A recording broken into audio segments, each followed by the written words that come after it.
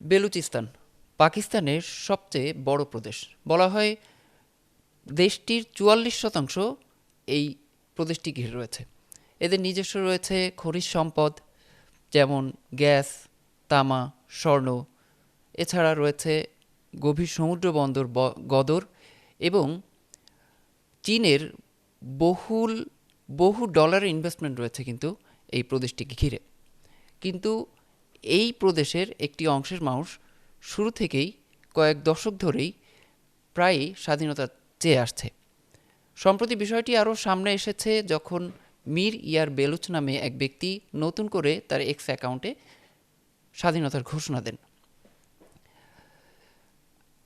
এই বিষয়টি কি শুধু বিচ্ছিন্নতাবাদীদের কোনো আন্দোলন, নাকি এর পেছনে নতুন কোনো রহস্য আছে বা পুরনো কোনো কারণ আছে? এই বিষয়টি আজকে আমরা জানার চেষ্টা করব এবং এই পুরো আয়োজনের জন্য আমরা আমাদের সাথে আমন্ত্রণ জানিয়েছি জগন্নাথ বিশ্ববিদ্যালয়ের অধ্যাপক এবং আন্তর্জাতিক সম্পর্ক বিশ্লেষক ডক্টর আনিসুর রহমানকে। এবং আপনাদের এই পুরো আয়োজনে আপনাদের সাথে আছি আমি, শেখ অরিসুল ইসলাম। স্যার, আপনাকে আমাদের এই ৭১-এর পডকাস্টে স্বাগত জানাচ্ছি। আপনাকে অনেক শুভেচ্ছা, অভিনন্দন এবং ৭১ টিভির যারা শ্রোতা দর্শক আছেন তাদেরকে আমি শুভেচ্ছা জানাচ্ছি। ধন্যবাদ। স্যার, আমরা শুরু থেকেই একেবারে গোড়া থেকে শুরু করি, যে বেলুচিস্তানের ইতিহাসটা যদি আমাদের একটু বলতেন। দেখুন, বেলুচিস্তানের ইতিহাসটার সাথে ভারতবর্ষের ভাঙানোর একটা ইতিহাস জড়িত। আমরা বেসিক্যালি সাউথ এশিয়াতে একটা দেশ ছিলাম, সেটা হলো ইন্ডিয়ান সাবকন্টিনেন্ট বা ভারতীয় উপমহাদেশ। এখানে আমরা বাংলাদেশ ছিল, এখানে পাকিস্তান ছিল, ইন্ডিয়া ছিল। এবং ১৯৪৭ সালে যে ভারতটাকে ভেঙে দেওয়া হয়েছে, সেটা একেবারে আপনার এক ধরনের জেনোসাইডিক্যাল ল্যান্ড বাউন্ডারি ম্যানেজমেন্ট করেছে তারা। এই জেনোসাইডিক্যাল ল্যান্ড বাউন্ডারি ম্যানেজমেন্টটা কীভাবে হয়েছে? তারা কিন্তু ব্রিটিশরা বিশেষ করে জাতিরাষ্ট্র গঠনের জন্য তারা কাজ করে নাই।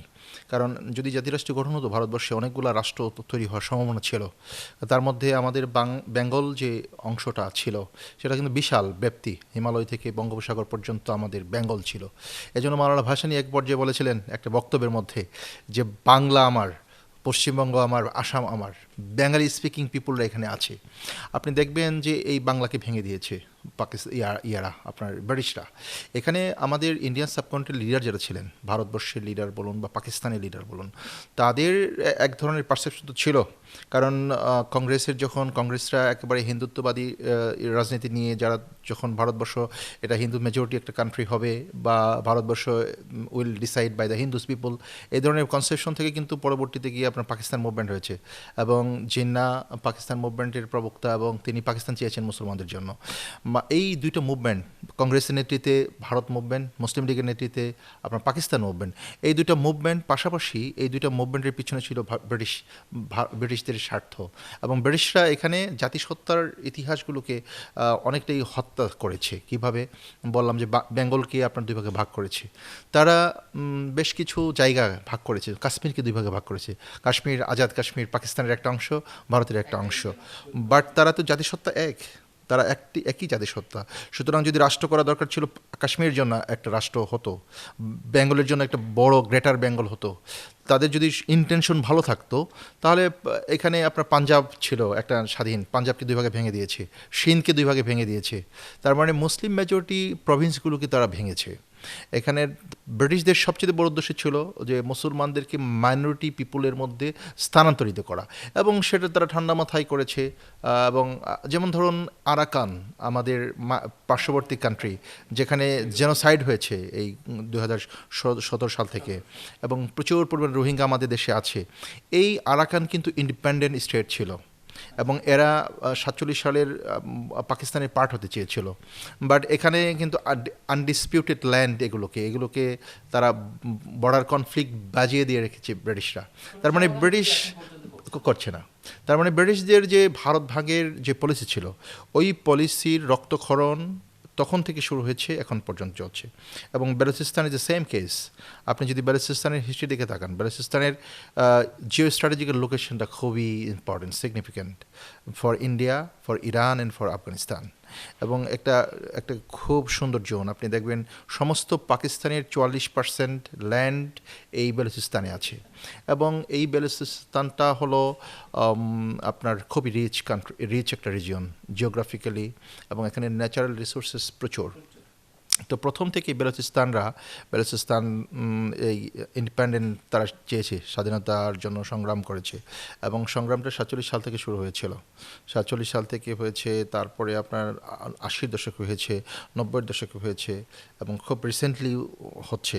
এবং এই মুভমেন্টগুলোতে পাকিস্তান সরকার চেষ্টা করেছে সাপ্রেস করার, এবং এখানে অনেক জিও স্ট্র্যাটেজিক্যাল বিষয়গুলো এর সাথে জড়িত। স্যার, পাকিস্তান কেন বেলুচিস্তানকে এত গুরুত্বপূর্ণ মনে করছে? তার অন্যতম কারণ কি? এই জিওপলিটিক্যাল যে অবস্থানটা এটা, নাকি অন্য কোনো কারণ আছে, নাকি ভূ রাজনৈতিক কোন বিষয়টাকে আপনি প্রাধান্য দিবেন? পাকিস্তানের কাছে বেলুচিস্তান তো গুরুত্বপূর্ণ হবেই, বিকজ অফ আমি যেটা বললাম, পাকিস্তানের 44% হচ্ছে আপনার জিওগ্রাফির 44% একটা প্রদেশে। তার মানে আর হলো কত পার্সেন্ট থাকে? 56% হচ্ছে আদার্স পাকিস্তান। তার মানে বেলুচিস্তান যদি স্বাধীন হয়, তাহলে এটা পাকিস্তানের ভৌগোলিক সত্তাকে ভেঙে দিল। Pakistan is A Cosmopolitan country, because of পাকিস্তানে অনেকগুলো আপনার আছে, জাতি গোষ্ঠী আছে। তার যেমন ধরুন বেলুচিস্তানি বেলুচরা এবং এদেরকে পাঞ্জাবিরা খুবই প্রমিনেন্ট একটা জাতিসত্তা। সিন্ধুতে এরকম আছে সিন্ধরা, তারপরে আপনার এখানে পশতুনরা আছে। তো বিভিন্ন জাতিগোষ্ঠীর সমন্বয়ে পাকিস্তান, এবং দেখবেন যে এই সমন্বিত পাকিস্তানকে রূপ দেওয়ার জন্য কিন্তু উর্দু ল্যাঙ্গুয়েজকে ইম্পোজ করেছিল পাকিস্তান সরকার। Where is in the time পাকিস্তানের 5% পিপল উর্দুতে কথা বলতো। এইটার কারণটা ছিল একটা ইউনিফর্মিটি, একটা নেশন বিল্ড আপ করা। কারণ পাকিস্তানে অনেক জাতিসত্তা ছিল, এই অনেক জাতিসত্তাগুলোতে একটা কাতারের মধ্যে নিয়ে আসা। এখন বেলুচিস্তানটা দেখুন খুব জিও স্ট্র্যাটেজিক্যাল জায়গায় খুব ইম্পর্টেন্ট ইন এ সেন্স। পাকিস্তানের এই বেলুচিস্তানের উত্তর পূর্ব অংশে আফগানিস্তানের একটা বর্ডার, এবং এটা আপনার তেহরিকে তালিবানের একটা বিশেষ জোন এটা। এবং পাকিস্তানের সাথে আফগানিস্তানের সম্পর্কটা একসময় গিয়ে ভালো ছিল, এবং একসময় গিয়ে খারাপ হয়েছে, এবং ইস্যুস অফ তালেবান এবং টেরোরিজম, ফান্ডামেন্টালিজম, যেটা পাকিস্তানের ভৌগোলিক অখণ্ডতার জন্য খুব থ্রেট। এবং আরেক দিকে আছে ইরান। আপনারা দেখবেন যে মুসলিম বিশ্বের খুব গুরুত্বপূর্ণ একটা কান্ট্রি। ওদের ওইদিকেও কিন্তু বেলুচিস্তান নামে, ওদেরও কিন্তু একটা সিস্তান বেলুচিস্তান নামে কিন্তু ওদেরও একটা প্রদেশ আছে। এই বেলুচিস্তান আর ওই বেলুচিস্তান কি একই ছিল এক সময়? এই বেলুচিস্তান ওই যে আপনার জাতিসত্তা, স্পিকিং পিপল, বা একই রেসিয়াল যে পিপলগুলা, ওই পিপলগুলা এখানে ছিল। আপনার ইরানের যারা বেলুচ যারা, তারা কিন্তু বেলুচ ভাষায় কথা বলে, তারা বেলুচিস্তানদের তার মতো। মানে তাদের সংস্কৃতি এবং সব একই রকম ভাষা। যেমন ধরুন আমাদের পশ্চিম বাংলায় যে বাঙালি স্পিকিং পিপল আছেন, বা আসামে যারা বাংলায় কথা বলে, আপনি দেখবেন তাদের সাথে আমাদের আচরণ, কথাবার্তা, খাবারের অভ্যাস, ঘুমানোর অভ্যাস, সংস্কৃতি সবকিছুতেই তো আপনি যখন যাবেন মনে হবে না যে এটা আমি অন্য দেশে আসছি, মনে হবে যে আমার ভাইয়ের দেশে আসছি। বাট এখানে ধর্মের দিক থেকে আলাদা হতে পারে মুসলিম, হতে পারে হিন্দু, হতে পারে বৌদ্ধ, হতে পারে খ্রিস্টান, that is not problem. But racial আইডেন্টিটিটা কিন্তু এক। ওখানেও পাকিস্তানের যারা বেলুচ জনগোষ্ঠী, এরা পাকিস্তানি, বিকজ অফ পাকিস্তানের ভূখণ্ডে বাস করে। বাট এদের একটা পোর্শন আফগানিস্তানও কিন্তু আছে, এবং তারাও তাদের কালচার, হারমোনি সবগুলা সেম। ইরানেও আছে এরকম। ওই যেটা বললাম যে যখন ভারত ভাগ হয়েছে, এইভাবে ভাই ভাইকে বিচ্ছেদ করে দিয়েছে। মানে ধরুন ভাগটা এমনভাবে হলো যে রাতের অন্ধকারে ভারত ভাগ হয়ে গেল, রাতের বেলা ঘুম থেকে সকালবেলা উঠে দেখে যে ভাই আমার বিচ্ছেদ হয়ে গেছে, ভাই আমার পরবাসী হয়ে গেছে। বর্ডার চলে আসলো, বর্ডার বলে দিচ্ছে এই বর্ডার হচ্ছে পূর্ব পাকিস্তান, ওই বর্ডার পশ্চিম পাকিস্তান, এই বর্ডার হচ্ছে ইন্ডিয়া। এই যে আপনার বর্ডার ম্যানেজমেন্ট সিস্টেমটা, সেটা আমাদের এই সাউথ এশিয়ান জাতিসত্তাগুলোর উপর বড় ধরনের আঘাত দিয়েছে, আমাদের রেসিয়াল আইডেন্টিটির উপর বড় ধরনের আঘাত দিয়েছে। আচ্ছা স্যার, বেলুচিস্তান কিন্তু শুরু থেকেই 1947 সালে যখন ভাগ হয়ে যায়, ব্রিটিশরা যখন এই কন্টিনেন্টটাকে একটা ভাগ করে দেয়, তখন থেকেই কিন্তু এই বিদ্রোহটা শুরু। তাই নতুন করে আবার এটা, ওরা স্বাধীনতা তো সেই সময় থেকেই চেয়ে আসছিল, নতুন করে আবার স্বাধীনতার প্রশ্নটা আসলো কেন, বা কি প্রসঙ্গেই আপনার এটা আলোচনা আবার নতুন করে আসলো? ও ওদের দুইটা দিক আপনি দেখবেন, একটা হলো ওদের জিও স্ট্র্যাটেজিক্যাল লোকেশন, এটা খুব সিগনিফিক্যান্ট। কারণ একদিকে চায়নার সাথে একেবারে ল্যান্ড রোড, চায়না আফগানিস্তান হয়ে এই জায়গাটাতে চায়না সরাসরি ঢুকতে পারছে। আর এদিকে ইরানের সাথে ল্যান্ড রোড আছে এদের, মানে এই আপনার এক করিডোর আছে, একদম ল্যান্ড রোড, মানে ইরানে আপনি যেতে পারবে। আরেকদিকে হচ্ছে আরব সাগর, আরব সাগর ক্রস করলে এখানে আপনার হলো যে সৌদি আরব আছে, ওখানে আছে বাহরাইন, হ্যাঁ, এই খুব ক্লোজ কানেকশন। তার মানে তার পাশে হলো ইন্ডিয়ান সি। এই জিওগ্রাফিক্যাল সিগনিফিকেন্টটা এটা খুব গুরুত্বপূর্ণ। সেকেন্ডলি হলো এখানকার মিনারেল রিসোর্সেস, প্রাকৃতিক সম্পদগুলা খুবই রিচ একটা রিজিয়ন, প্রাকৃতিক সম্পদ এখানে পরিপূর্ণ। তো এখানকার এই যে রিসেন্টলি আপনার চায়নার একটা বড় ধরনের ইনভেস্টমেন্ট আছে এখানে। চায়না পাকিস্তান করিডোর করেছে, ইকোনমিক জোন করেছে এখানে, যেটা দিয়ে পাকিস্তানের অর্থনীতিতে চায়নার এক ধরনের ইনফ্লুয়েন্স তৈরি হয়েছে। এবং বেলুচিস্তানের যারা স্বাধীনতাকামী গোষ্ঠী, তারা মনে করে যে পাকিস্তান সরকার এই চায়নাকে এখানে এন্ট্রেন্স দিয়ে তাদের অধিকারটা হরণ করেছে। ইন এ সেন্স তারা ইকোনমিক্যালি দুর্বল এবং তাদের রিসোর্সগুলো চায়না নিয়ে যাচ্ছে, এই ধরনের একটা পারসেপশন এবং বিদ্রোহী গোষ্ঠীগুলোর মধ্যে এটা আছে। এবং তারা এখান থেকে চাইনিজ পিপুলদেরকে তারা ভালোভাবে নেয় না, এবং চাইনিজ পিপুল কিলিং মিশনও তাদের আছে, গোপনে হত্যাকাণ্ডের মতো ঘটনাগুলো ঘটছে বিকজ অফ এখানে চাইনিজ ইন্টারফারেন্সটা নেয় না। পাশাপাশি আপনি দেখবেন ভারত পাকিস্তানের দ্বন্দ্বটা, এটা কিন্তু দীর্ঘদিনের দ্বন্দ্ব। এবং ভারত পাকিস্তান দুইটা শক্তি, পরাশক্তি, তাদের দুইটা শক্তির মধ্যে পারমাণবিক শক্তিধর কান্ট্রি। এবং দুইটা শক্তি কিন্তু 47 সালের পর থেকে এক ধরনের বৈরিতার মধ্যে দিয়ে গেছে। আপনার বৈরিতার এমন যে যখন ভারত পাকিস্তান ভাগ হলো তখন কিন্তু ইন্টারন্যাশনাল কনটেক্সটে কোল্ড ওয়ার চলছে। এবং কোল্ড ওয়ারের মধ্যে রাজনীতিটা হলো যে দুইটা বলয় তৈরি হয়েছিল, আমেরিকান বলয় এবং রাশিয়ান বলয়। এবং দেখবেন দুইটা কান্ট্রি কিন্তু দুইটা বলয়ের মেরুকরণের মধ্যে চলে যায়। পাকিস্তান আলটিমেটলি ইউএস বলয়ের মধ্যে চলে যায়, এবং ইন্ডিয়া দেখবেন যে সোভিয়েত বলয়ের মধ্যে চলে যায়। এবং এই বলয় দুটোর সাথে আবার চায়না আছে, এক ধরনের রিজিওনাল। তখন তো চায়না এত শক্তিশালী না, তখন ওয়ার্ল্ডের দুইটা শক্তি খুব শক্তিশালী। এবং দুইটা শক্তি সাউথ এশিয়ান রাজনীতিতে দুইটা দেশ কিন্তু দুইটা শক্তিকে ধারণ করে, এবং দুইটা দেশকে ধারণ করে এরা অর্থনৈতিকভাবে স্বাবলম্বী হতে চায়, সামরিকভাবে স্বাবলম্বী হতে চায়। এবং আপনি দেখবেন আমাদের মুক্তিযুদ্ধের সময়ও কিন্তু পাকিস্তানের সাথে যখন আমাদের যুদ্ধ হলো তখন কিন্তু পাকিস্তানকে সহযোগিতা করেছে ইউএসএ। অন্যদিকে যেহেতু ভারত আমাদের সহযোগিতা করছে যুদ্ধের মধ্যে, ভারতকে সহযোগিতা করেছে সোভিয়েত ইউনিয়ন। এবং আলটিমেটলি আমাদের স্বাধীনতা যুদ্ধের সোভিয়েত ইউনিয়ন সাপোর্ট দিয়েছে। এবং আপনি দেখবেন যে আমেরিকান নৌবহর কিন্তু এই যুদ্ধের মধ্যে অংশগ্রহণ করেছিল, সপ্তম নৌবহর। তার মানে হলো ধরেন একদিকে ব্রিটিশরা চলে গেল, আরেকদিকে 47 সালের পরে দুইটা কান্ট্রি নিয়ে দুইটা পরাশক্তির এক ধরনের অমীমাংসিত যুদ্ধ লেগে থাকলো। কিন্তু স্যার আমরা কিন্তু মাঝে মাঝেই দেখি যে বর্তমান যে ভারতের প্রধানমন্ত্রী নরেন্দ্র মোদী উনি কিন্তু প্রায়ই বলেন যে ট্রাম্প তার খুব পরম বন্ধু। তাহলে তো বিষয়টা কোন দিকে গড়াচ্ছে? এটা কি তাহলে শুধু আইওয়াস হচ্ছে? এটা দেখবেন যে এদের historically Pakistan is a good friend of USA, এবং historically Soviet Union is a good friend of India. এবং 1990 পর্যন্ত তো সোভিয়েত ইউনিয়ন এবং ইউএসএর মধ্যে কনফ্লিক্টটা ছিল।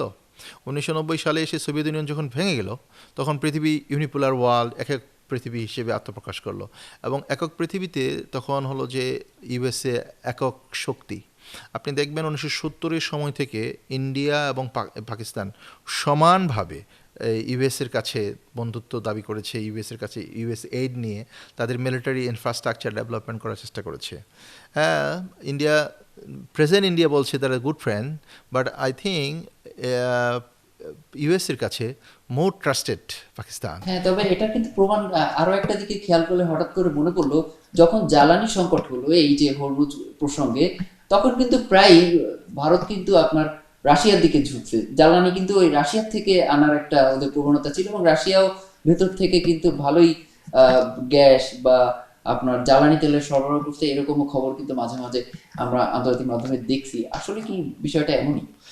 বিষয়টা এরকম, ধরেন একটা রাষ্ট্রের সাথে আরেকটা রাষ্ট্রের যেমন ঐতিহাসিক একটা যোগসূত্র থাকে বা সম্পর্ক থাকে, সেরকম আদর্শিক একটা সম্পর্ক থাকে একটা রাষ্ট্রের সাথে আরেকটা রাষ্ট্রের। এবং ফরেন পলিসিগুলো তো আস্তে আস্তে ডিটারমাইন হয়। এবং ভারতের ফরেন পলিসিটা মানে pro Soviet union, pro Russia এই ধরনের ফরেন পলিসি ছিল। এবং ভারতের আরেকটা কাউন্টার শক্তি কিন্তু আছে, এবং এটা ভারত খুব মানে রিসেন্টলি ব্যাপকভাবে ফেস করছে, যেটা চায়না। এবং আপনি দেখবেন হিস্ট্রিক্যালি আবার চায়নার সাথে পাকিস্তানের একটা গুড রিলেশন আছে। হ্যাঁ, এই যে বেলুচিস্তান কেন্দ্রিক তো একটা করিডোর, যে এখান থেকে তো ভারত আরো একটু আতঙ্কেও থাকতে পারে, যেহেতু পুরা করিডোরটাই তো আপনার চীনের সাথেই রিলেটেড, একেবারে পুরা রেল হোক, স্থলপথ, ইভেন আপনার সমুদ্র পথেও তাদের মনে হয় একটু যোগাযোগ আছে। সুতরাং এখান থেকে তো একটু টেনশনে ভারত পড়তেই পারে। আচ্ছা, এরপরে আসলে নতুন যে মানে আহ, রাষ্ট্র ঘোষণাটা হলো আর কি, মি ইয়ার বেলুচ নামে যে লোক ঘোষণা দিল, অলরেডি কিন্তু উনি তার এক্সে জানিয়েছেন যে আহ, তারা জাতীয় সঙ্গীত তৈরি করে ফেলছে, তারা মুদ্রা তৈরি করে ফেলছে, এবং তারা যে প্রশাসনিক অঞ্চলগুলো আহ, যেটা ওনারা মিন করেছেন যে এই যে করিডোরের এরিয়াটা, তারপর যে যে জায়গাগুলো তাদের খনিজ এরিয়া যেগুলা, এইগুলাও তারা তাদের নিয়ন্ত্রণে।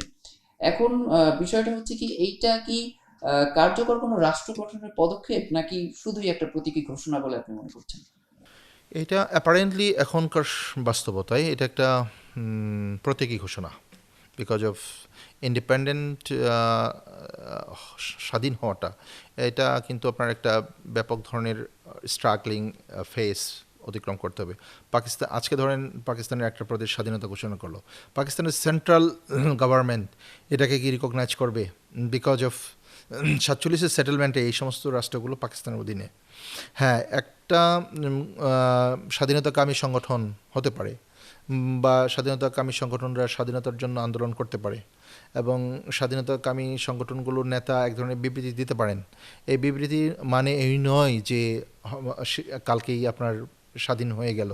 হ্যাঁ, এই ধরনের বিবৃতিগুলো রাষ্ট্র গঠনের জন্য আপনার ঐতিহাসিক ইন্সপায়ারেশন হিসেবে কাজ করে। যেমন ধরুন ওনাদের যে বিদ্রোহী গোষ্ঠীগুলো আছে, এবং তাদের তারা যারা বিদ্রোহ করছেন, এবং তাদের যারা এদেরকে বলবো আমরা মিলিশিয়া, তাদের যারা মিলিশিয়া আছেন এবং যারা স্বাধীনতা চান বেলুচিস্তানের, তারা কিন্তু আপনার এই ধরনের স্টেটমেন্ট এবং নেতাদের বিবৃতি এটাকে আফোল্ড করে তারা স্বাধীনতা সংগ্রামের জন্য নিজেদেরকে নিয়োজিত করবেন এবং মানুষদেরকে ইন্সপায়ারেশন করবেন। এবং দেখুন, যখন কোনো দেশের এই ধরনের ইমানসিপেশন, মুক্তির আন্দোলন হয়, তখন ওই দেশের ফিলোসফাররা, পলিটিক্যাল থিঙ্কাররা, রাইটার্সরা ওই সময়ের উপযোগী অনেক সুন্দর সঙ্গীত রচনা করে, অনেক সুন্দর সুন্দর উপন্যাস রচনা করে, যেগুলো স্বাধীনতা সংগ্রামকে বা মুক্তির সংগ্রামকে অনুপ্রাণিত করে। যেমন দেখবেন আমাদের 1971 সালকে কেন্দ্র করে আমাদের এখানে যে ধরনের সাহিত্য গান রচনা হয়েছে, এখনকার সময় কিন্তু এটা হচ্ছে না। মোরা একটি ফুলকে বাঁচাবো বলে যুদ্ধ করি, এই বাংলাদেশকে একটি ফুল হিসেবে তারা দেখেছে আমাদের কবি সাহিত্যিকরা। সেগুলো ছিল বাংলাদেশের মুক্তিকামী জনতার এক ধরনের ইন্সপায়ারেশন। আজকে বেলুচিস্তানে যেটা হচ্ছে সেটা হলো মুক্তিকামী জনতার জন্য ইন্সপায়ারেশন। তারা যে সঙ্গীত রচনা করছেন, that is a inspiring song for their generation. But এখানে দেখতে হবে যে পাকিস্তান সেন্ট্রাল গভর্নমেন্ট এটাকে কীভাবে ম্যানেজমেন্ট করছে। কারণ হলো পাকিস্তান সেন্ট্রাল গভর্নমেন্ট তাদের লিডারদের সাথে বসবেন, তারা কী চায়, আপনাদের ডিমান্ডগুলো কী, আপনাদের ইয়েগুলো কী, পাকিস্তান মোর কনসার্ন হবেন। এবং এক্ষেত্রে যেটা দেখবেন, পাকিস্তান রাষ্ট্র প্রথম থেকেই দুইটা জিনিস খুব শক্তিশালী ছিল। একটা হলো সিভিল ব্যুরোক্রেট, আর হলো মিলিটারি ব্যুরোক্রেট। এবং ওদের সিভিল এবং মিলিটারি ব্যুরোক্রেট সবসময় পাকিস্তানকে রক্ষা করেছে, পাকিস্তানকে ভেঙেছে। এবং এরা দুইটা ভাইটাল কম্পোনেন্ট, যেটা সাউথ এশিয়ান অন্যান্য রাষ্ট্রগুলোতে নাই, মানে ইন্ডিয়াতে নাই। সিভিল ব্যুরোক্রেট এবং মিলিটারি ব্যুরোক্রেট, এদের ম্যাক্সিমাম হলো পাঞ্জাবি, এবং এরা পাকিস্তানের রাজনীতিকে, পাকিস্তান রাষ্ট্রকে নিয়ন্ত্রণ করে। এবং একটা বিশাল পোরশন এই মিলিটারিতে আছে এবং সিভিল ব্যুরোক্রেসিতে আছে। এই প্রসঙ্গ যেহেতু আসলো, আরেকটা ভিতরে একটু ইনক্লুড করি, সেটা হচ্ছে যে ওদের ওখানে তো বেশ কিছু সশস্ত্র সংগঠন আছে, তার মধ্যে 3টা কি 4টা একটু সামনের সারিতে, যেমন বিএলএ মানে বেলুচিস্তান লিবারেশন ফ্রন্ট বা বেলুচিস্তান লিবারেশন আর্মি। এদের আলটিমেট লক্ষ্য বা গোল কি মনে হয়? এগুলো ধরুন ওই যে যখন ইমানসিপেশন, মুক্তি সংগ্রামগুলো যখন শুরু হয়, তখন এগুলো মিলিশিয়া কিছু বাহিনী তৈরি হয়। এবং মিলিশিয়া বাহিনীগুলো নিজস্ব দেশপ্রেমিক চেতনায় তৈরি হয়। আবার এদের সাথে বিদেশের কানেক্টিভিটিও থাকে, এবং অভ্যন্তরীণ রাষ্ট্র, প্রতিবেশী রাষ্ট্রগুলো কিন্তু হস্তক্ষেপ করে। যেমন ধরুন, আমাদের বাংলাদেশের মুক্তি সংগ্রামের সময় আমাদের গেরিলা বাহিনী ছিল এবং তারা মিলিশিয়া। এখন এই বাহিনীগুলোকে রিকগনাইজ করতে হবে রাষ্ট্রকে, মানে তাদের মুভমেন্ট অ্যাসেসমেন্টগুলো কিন্তু খুব গুরুত্বপূর্ণ, তারা কোন দিকে যাচ্ছে। বিকজ অফ এই ধরনের বাহিনীকে, মিলিশিয়াকে বা আর্মিকে সবসময় বহির্শত্রু বা বিশ্ব তাদের সেলফ ইন্টারেস্টে ইউজ করে, ফান্ডিং করে। আপনারা দেখবেন এই ফান্ডিংগুলো কী ধরনের ফান্ডিং, দুই ধরনের ফান্ডিং হয়। এদের ইকোনমিক ফান্ডগুলো আসে বাইরে থেকে, এদের ওয়েপন ফান্ডিংটা বাইরে থেকে আসে। এখন পাকিস্তান রাষ্ট্র যদি এখানে ফেলুর করে যে এদের ফান্ডিং ম্যানেজমেন্টে কীভাবে হচ্ছে, তাহলে পাকিস্তান রাষ্ট্রের জন্য থ্রেট। ধরুন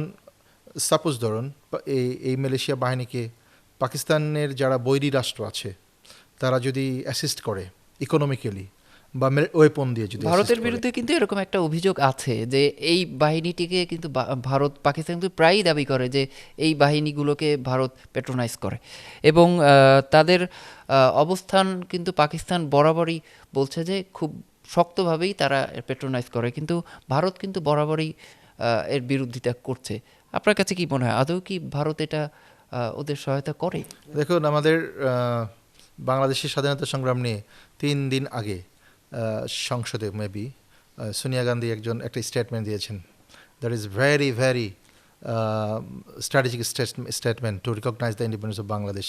অর্থাৎ আমাদের মুক্তি সংগ্রামকে এটাকে কী দিয়ে আপনি মাপবেন, অর্থাৎ ভারতের কী ধরনের অ্যাসিস্ট্যান্স ছিল বা তাদের গোল কেটটা কী ছিল, সেটা কিন্তু সোনিয়া গান্ধীর অ্যাসেসমেন্টে আপনার এক ধরনের একটা পিকচার আমরা পেয়েছি। এই ধরনের স্টেটমেন্টগুলো কিন্তু ওখানেও আছে, কারণ ভারত এবং পাকিস্তান এই দুটি বৈরী রাষ্ট্র বলবো, দুইটার রাষ্ট্রের জন্মগতভাবেই দুইটা রাষ্ট্র একটার সাথে আর একটা ফাইট করে। এবং দেখবেন যে ভারতে কাশ্মীরে অথবা ভারতের গুজরাটে বা পাঞ্জাবে যদি কোনো একটা সশস্ত্র বিদ্রোহী সংগঠনের জন্ম হয় অথবা মুসলিম কোনো কিছু পিকচার্ড হয় ইন দ্য টাইম, ভারত এটাকে প্রথম ব্লেম দেয় যে এটা পাকিস্তান করেছে। এবং অপারেশন সিঁদুর যেটা হয়েছে সেখানেও কিন্তু দেখবেন যে এটাকে পাকিস্তানকে তারা প্রথম টার্গেট নিয়েছে, যে পাকিস্তান এখানে ফাইন্যান্স করছে। তারপরে হলো আপনার সেম কেস ইন পাকিস্তান, যে পাকিস্তানের এই যে সমস্ত অভ্যন্তরীণ কনফ্লিক্টগুলো আছে, পাকিস্তান সরকার প্রথমেই ব্লেম দেয় ইন্ডিয়াকে, যে ইন্ডিয়ান বা ইন্ডিয়ান আর্মি। এরকম কিন্তু একটা কেসও আছে, ওই যে 2016 সালে কুলভূষণ যাদব নামে একজনকে গুপ্তচরের অভিযোগে গ্রেপ্তার করছিল ইরানের ওই সীমান্ত এলাকা থেকে। পরে তার কিন্তু পরবর্তীতে আবার মৃত্যুদণ্ডের রায়ও হলো, কিন্তু ভারত কিন্তু তখনও বরাবরই অস্বীকার করছে। ভারত কিন্তু বরাবরই বলছে সে তাদের লোক ছিল, কিন্তু সে নৌবাহিনীতে চাকরি করত, বাট সে অবসরে চলে গেছে। সুতরাং এইটা তো ভারতের বিরুদ্ধে যেমন অভিযোগ পাকিস্তানের, ভারতও বরাবরই তো আপনার বিরোধিতা করেই আসছে। এই দ্বন্দ্বটা ওদের আসলে আজীবনই মনে হয় থাকবে, এই বৈরী ধারণাটা। এরপরে আমরা একটু যাই যে বেলুচিস্তান যে ভাঙার যে বিষয়টা বা স্বাধীনতার যে বিষয়টা, এটা জনসমর্থন কেমন বলে আপনার কাছে মনে হয়? কেমন ওখানকার মানুষ কি চায় বলে আপনি মনে করেন? ফর্চুনেটলি আমি যখন পিএইচডি কাজ করি টার্কিতে, ইস্তাম্বুলে এবং সাকারা ইউনিভার্সিটিতে, তখন এই পাকিস্তানের কিছু ফ্রেন্ড আমরা পেয়েছি সেখানে, এবং ইন্ডিয়ান ফ্রেন্ডরা তো পেয়েছি। সেখানে পাকিস্তান ফ্রেন্ডদের সাথে আমরা কথা বলতাম বা ইন্ডিয়ান ফ্রেন্ডদের সাথে আড্ডা হতো। তাদের কাছ থেকে নেগেটিভটা শেখার চেষ্টা করেছি, বিকজ অফ আমার দেশের অভ্যন্তর কী হচ্ছে সেটা ইন্টারন্যাশনাল মিডিয়াতে যেভাবে প্রকাশ হোক না কেন, আমার দেশের পিপুলস পারসেপশন জানতে গেলে ওই দেশের পিপুলসদের সাথে আপনারা একটু কথা বললে সেখান থেকে শেখার সুবিধা হবে। তো পাকিস্তানদের পারসেপশনটা ডিফারেন্ট। পাকিস্তানিরা মনে করে যে শতকরা 10% পিপুল এটার ইন্ডিপেন্ডেন্ট চায় বা স্বাধীনতা চায়, 90% পিপুল উইথ পাকিস্তান, হ্যাঁ বেলুচিস্তানের। কারণ কি, ওরা মনে করে যে আমরা পাকিস্তানের সাথে থাকলে we are benefited in a term. Pakistan একটা বড় রাষ্ট্র, পাকিস্তানের একটা গুড কানেকশন আছে with the Muslim world. Pakistan একটা পারমাণবিক শক্তিধর একটা রাষ্ট্র। হ্যাঁ, পাকিস্তানের রাজনৈতিক সংকট আছে এবং ওরা ওইটাকে ট্রেস করে যে পাকিস্তানের রাজনৈতিক সংকটটা পাকিস্তানের জন্য থ্রেট। পাকিস্তানের রাজনৈতিক সংকটটা কেমন? পাকিস্তানের রাজনীতিতে সবসময় মিলিটারি ইন্টারফারেন্স করে এবং মিলিটারিরা এই রাজনীতিকে কন্ট্রোল করতে চায়, নিয়ন্ত্রণ করতে চায়। এটা পাকিস্তানের জন্মগত সময় থেকে। এবং পাকিস্তানের রাজনীতিকে সিভিল ব্যুরোক্রেটরা নিয়ন্ত্রণ করে এবং নিয়ন্ত্রণ করতে চায়। এজন্য আপনি দেখবেন যে পাকিস্তানের খুব popular leader, popular prime minister Imran Khan খুব পপুলারিটি নিয়ে আসলেন, বাট ওনার সাথে যখন পাকিস্তান মিলিটারির একটা দ্বন্দ্ব হলো এবং বৈরিতার সম্পর্ক তৈরি হলো এবং আপনার হলো যে তখন কিন্তু তিনি আর বেশি দিন থাকতে পারলেন না। আর খুব ভেরি ইন্টারেস্টিংলি পাকিস্তান মিলিটারির সাথে আপনার ইউএসের খুব গুড রিলেশন। ইউএসএ গুড রিলেশনটা মুসলিম বিশ্বের সাথে করে কয়েকটা প্রক্রিয়ার মাধ্যমে। এটাকে ইউএস ওয়ার্ডার বলে, এই ইউএস ইন্টারন্যাশনাল ওয়ার্ডার কনস্ট্রাকশন। সেটা হলো ও ইউএসের কী আছে, ইউএসের হান্টিংটন বললেন third wave of democracy. USA basically ডেমোক্রেসিকে প্রমোট করে, but USA in the context of Muslim world তাদের পলিসিটা ডিফারেন্ট। তাদের পলিসিটা, ধরেন সৌদি আরবের রাজতন্ত্র আছে, it is not problem for USA. আপনার টার্কিতে ডেমোক্রেসি আছে, বাট টার্কির ডেমোক্রেসি তারা মনে করে it is democracy for Islamist. আবার আপনার হলো যে ইরাকের সাদ্দাম হোসেন ছিলেন, that was problem for USA. আবার ধরেন ইয়েতে মিশরে একটা গণতান্ত্রিক সরকার প্রতিষ্ঠিত হলো মোরসির মাধ্যমে, মনে করলেন it is a threat for Israel identity. Because of Morsi যখন ক্ষমতায় আসলেন তখন মুসলিম বিশ্বের তিনজন লিডার খুব ইম্পর্টেন্ট, এবং সেটা হলো যে ইরানের আহমেদ নেজাদ, মিশরের মোরসি, আর হলো যে তার্কির রেসেপ এরদোয়ান। তারা কন্টেম্পোরারি মুসলিম লিডার এবং তারা এক বাক্যে ফিলিস্তিনের স্বাধীনতা চায়। তখন এটা ইউএসএ মনে করে this is the threat for USA. তখন এই ইউএসএ মুসলিম বিশ্বের প্রত্যেকটা জায়গায় একটা করে অ্যাক্টর আছে। পাকিস্তানের ক্ষেত্রে তাদের গুড অ্যাক্টর হচ্ছে আর্মি, বিকজ অফ পাকিস্তানের পলিসি মেকাররা বা পলিটিশিয়ানরা যখন খুব ইন্ডিপেন্ডেন্টলি তাদের ফরেন পলিসিকে অ্যাপ্লাই করতে চায়, that is for threat for USA. In the time USA কাছে এই পলিটিক্যাল লিডারদের থ্রেট মনে করে তারা, এবং ইমরান খান থ্রেট মনে করেছে। বিকজ অফ ইমরান খান দেখবেন ক্ষমতাচ্যুত হওয়ার 3 বা 4 দিন আগে সিরিয়ান ওয়ার নিয়ে ইমরান খানের পারসেপশন ছিল রাশার দিকে, এবং পুতিনের সাথে তিনি সাক্ষাৎ করলেন। 2-3 দিনের মধ্যে দেখলাম যে সরকার পতনের একটা মুভমেন্ট হচ্ছে ওখানে, এবং পড়ে গেল ইমরান খান। তার মানে আর্মির সাথে ইমরান খানের গুড রিলেশন ছিল না। পাকিস্তান সবসময় এই প্রো আর্মি গভর্নমেন্ট হচ্ছে pro American government. So American interest factor for Pakistan, এবং এই পারসেপশনটা এই পাকিস্তানি ফ্রেন্ডদের কাছ থেকে আমরা পেয়েছি। সেখানে তারা বলে চেষ্টা করেছেন যে পাকিস্তানের সবচেয়ে গ্রেট থ্রেট হলো পাকিস্তান পলিটিক্স, এবং এই পলিটিক্সের জন্য পাকিস্তান সবসময় হুঁচট খায়, ঘুরে দাঁড়াতে পারে না, পাকিস্তান ভেঙে যায়। এবং দেখবেন বেলুচিস্তান যদি স্বাধীন হয়, ওটা দেখবেন দ্য ফেলিওর অফ দ্য পলিটিশিয়ানদের ফেলিওর। বিকজ অফ পলিটিশিয়ানরা, হ্যাঁ, একটা রাষ্ট্রের মধ্যে মুভমেন্ট হবে, সেই মুভমেন্টে আপনার স্বাধীনতা মুভমেন্ট হতে পারে, but management of the politician is good significant. যদি ম্যানেজ করতে পারি আমার পলিটিশিয়ানদেরকে, what is the demand of this emancipator actors, এগুলো ডিমান্ডগুলো কি, এগুলো ফুলফিল করলে তো ইন্ডিপেন্ডেন্টটা রক্ষা যায়। হ্যাঁ। আর যে 10% আপনার এর বিরোধিতা করছে, মানে স্বাধীনতা চাইছে, তাদের মানে তারা কোন পার্সপেক্টিভে চাচ্ছে? ধরেন এদের সংখ্যা কিন্তু আস্তে আস্তে বাড়ছে। কারণ কি বাড়ছে? বিকজ অফ পাকিস্তানের দমন পীড়ন নীতিটা, যেটা জেনারেল পারভেজ মুশারফের সময় হয়েছিল।